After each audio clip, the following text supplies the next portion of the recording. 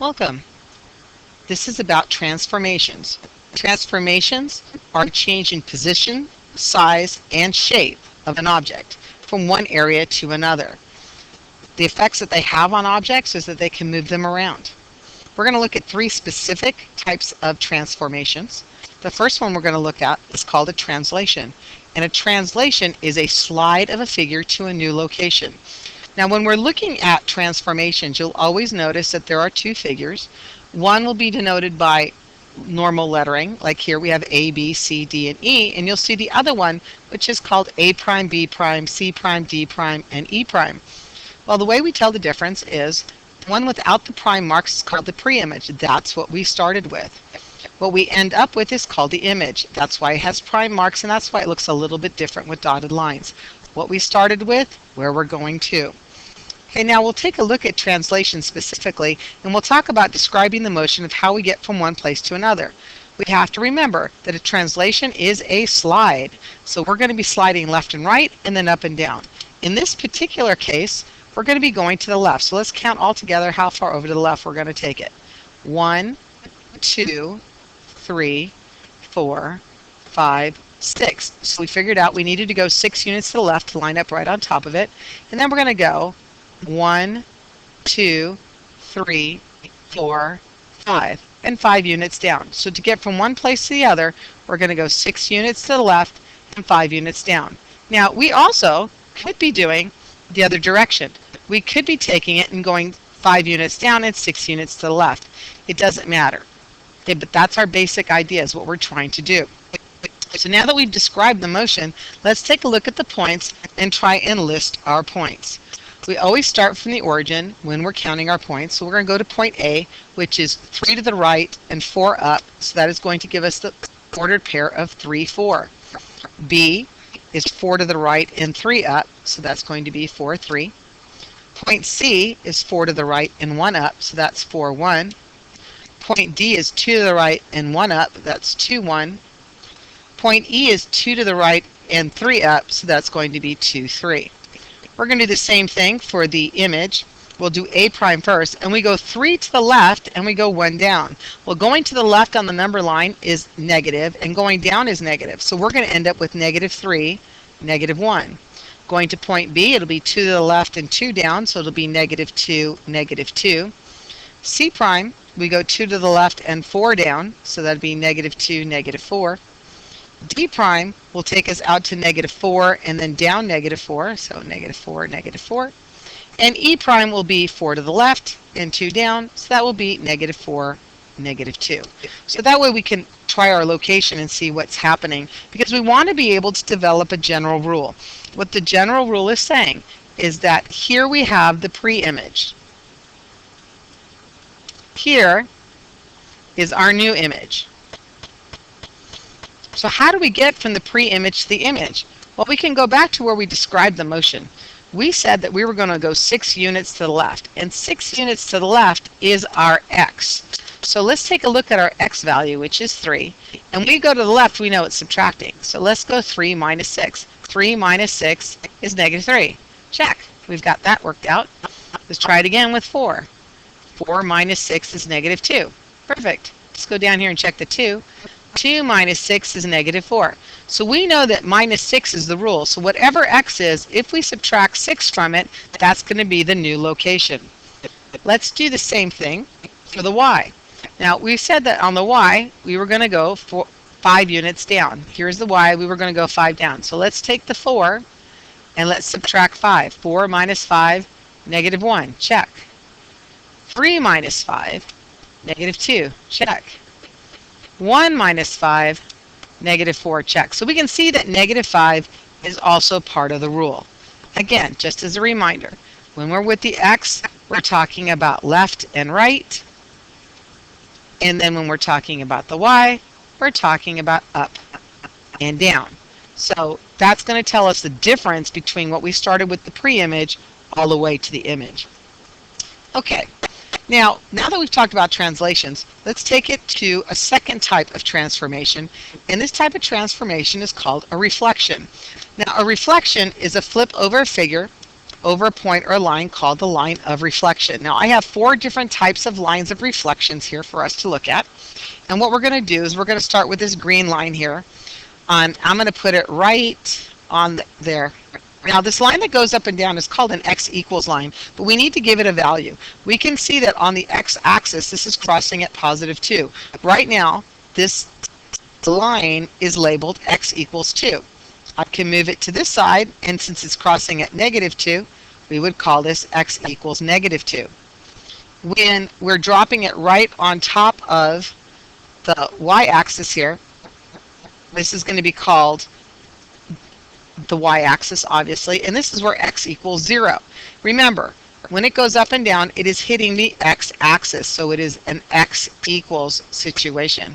Okay, let's take a look at the horizontal line here, which is a y equals, and again, same idea.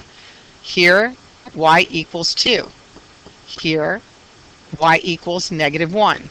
And again, this would be y equals 0 because that's the value of 0. But when y equals 0, we also call it the x-axis because that's what it is. It's lying right on top of the x-axis.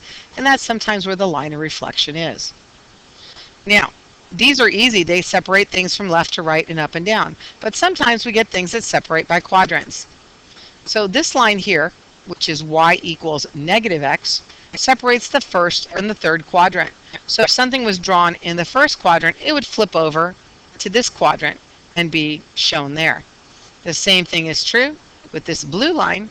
If I took the blue line and put it right through the origin there, this separates quadrants 2 and 4. So if something is drawn in quadrant 4, it would reflect over into quadrant 2. Lines of reflection are important because they are also called symmetry lines. That means that things are symmetrical. What is on one side is a mirror reflection of what is on the other side. Now let's continue a little bit more and take a look at some more reflection. And we're going to look at this particular figure, and it is a trapezoid and it's labeled FGHI. Well, first thing we're going to do is we're going to label the image points. So if this is a reflection here, we know that this has got to be F prime. It's a reflection. It's what cuts it in half. This would be G prime. Back here would be H prime. This would be I prime. Now that we've labeled the points, we can kind of talk about drawing a line of reflection. That's what cuts the images in half from each other. In other words, what are we getting? Symmetrical on both sides, the flip image. And we can take a look at where this line is primarily located. This line is located on the y-axis. When it's located on the y-axis, remember, it's an x equals line because it's where it crosses. This is x equals 0. That is where that particular line of reflection is located. Now what we're going to do is take a look at doing the points again, just like we did a moment ago.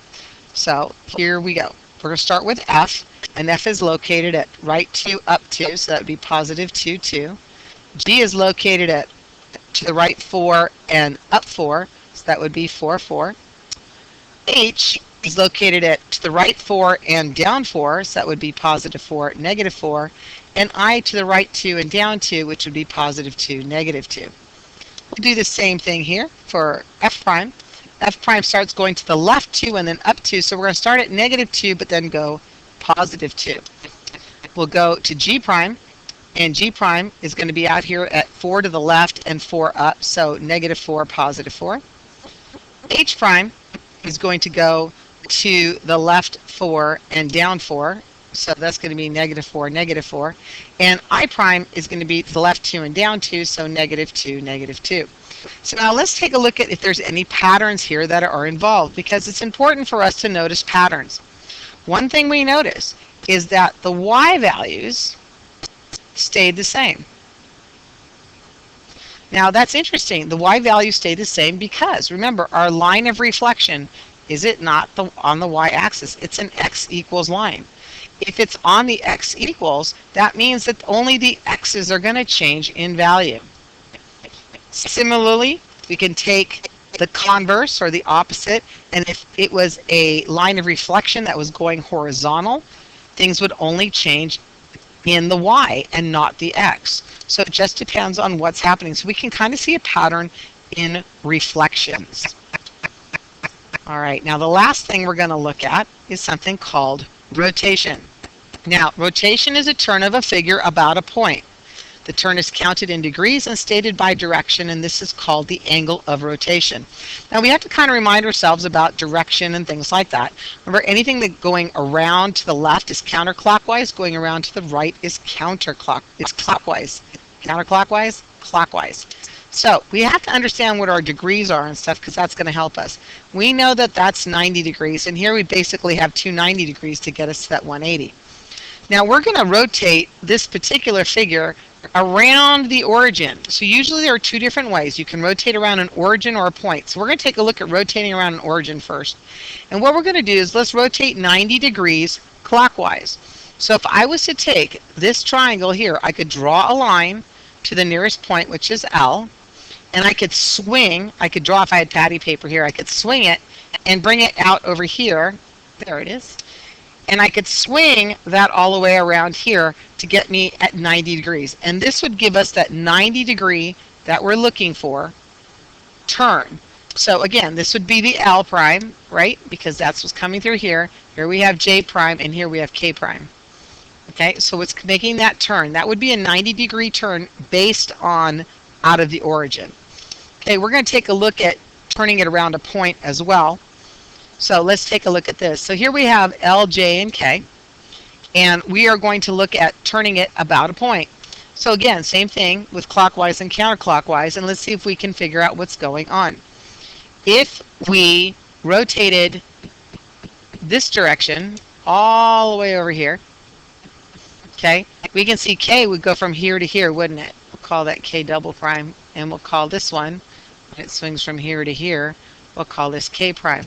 So when we're looking at directions, we can see when we're going from here to here that this is a 90 degree rotation. We can make a right angle in there. And because it's going the way of the clock, that's considered clockwise. Because we're going from all the way to the left, and it looks like we have two 90 degree angles in there, this becomes 180 degrees. And this is 180 degrees counterclockwise.